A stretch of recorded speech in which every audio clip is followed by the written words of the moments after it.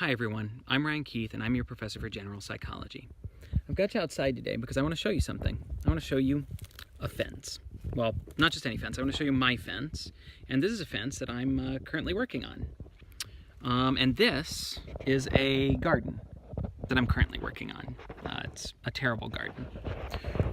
You know, when I'm not busy making videos like this one, putting together terrible exam questions or grading the assignments you guys have written for me, I'm usually out here working on something in my garden or one of my fences or something like that.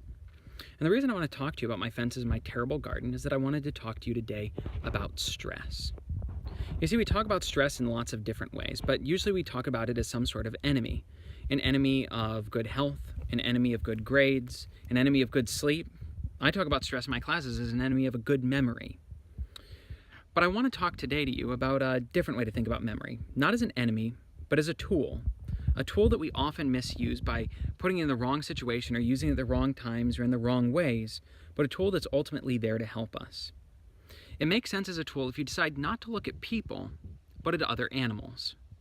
For example, there's a researcher, a biologist out of California named Robert Sapolsky, and he's famous for having written a book called Why Zebras Don't Get Ulcers. In this book, he examines how humans use stress and how other animals use it differently and in some ways more effectively. But I think it makes sense to compare us to zebras and think about the different ways that we stress, what it is we stress about, and how we deal with stress.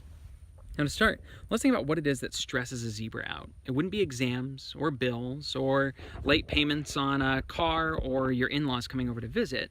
Zebras usually get stressed out about one thing and one thing alone, and that is, of course, a lion. When a zebra gets stressed, it experiences a certain stress response. I'll talk to you about this for a couple of minutes, but then I also want to compare it to the stress response you have, showing you how very similar these two responses are. So a zebra gets stressed about a lion and has one job it needs to do. It needs to get out of there as quickly as possible. And when this happens, its body transforms, so does its mind, to help it do that job as effectively as possible. The zebra's heart pumps harder than it usually does in order to move as much blood as possible, as effectively as possible, to its extremities. Its respiratory system changes. It breathes more deeply to bring in more oxygen, to get that oxygen to the cells that need it.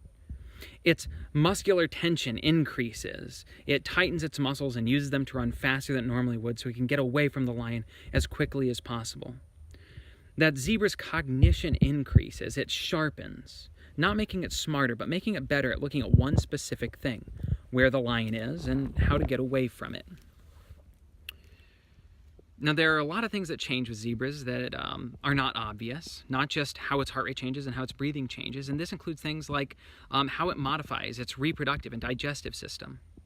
When you're worried about dying, you don't have a lot of time to eat and digest lots of food, so it stops being hungry and a lot of times stops digesting food.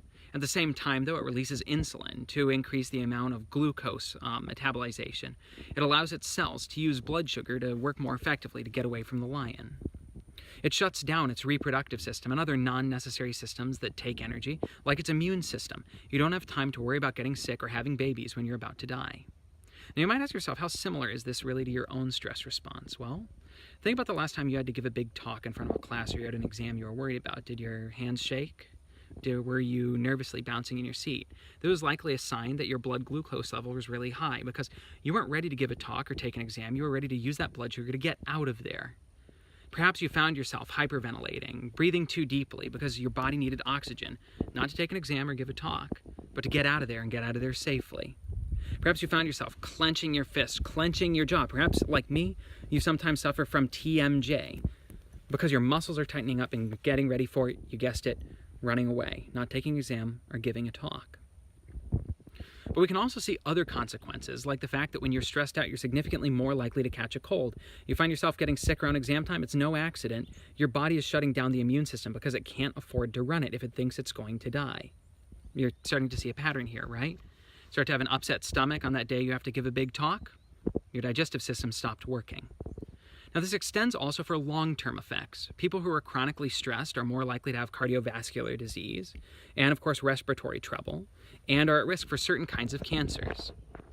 In addition to this, though, we see some surprising findings that people who are chronically stressed are at also increased risk for things like diabetes and obesity, which is strange. I mean, we're all familiar with stress eating, but what you don't realize is that when your body is constantly stressed, it increases the amount of glucose and insulin in the bloodstream, which leads to insulin sensitivity and diabetes. You crave certain kinds of foods when you're constantly stressed, including high fat, high carbohydrate, and unhealthy snack foods. So, when we talk about stress, don't think about it as an enemy that's out there to destroy you. Think about it as a tool that's not meant for studying, for giving a lecture, for taking an exam, but a tool that's meant for getting away. Which leads me to making the one recommendation that we make most for dealing with stress. Of course, writing in a journal is good, talking with friends is good, and seeking the help of a psychological professional. Well, of course, I'd be a fan of that. But the number one thing we see as a great stress reliever is, of course, physical exercise. Doing something like running, jogging, or even swinging a hammer to fix your fence is a great way to take that stress and use it the way it's meant to be used.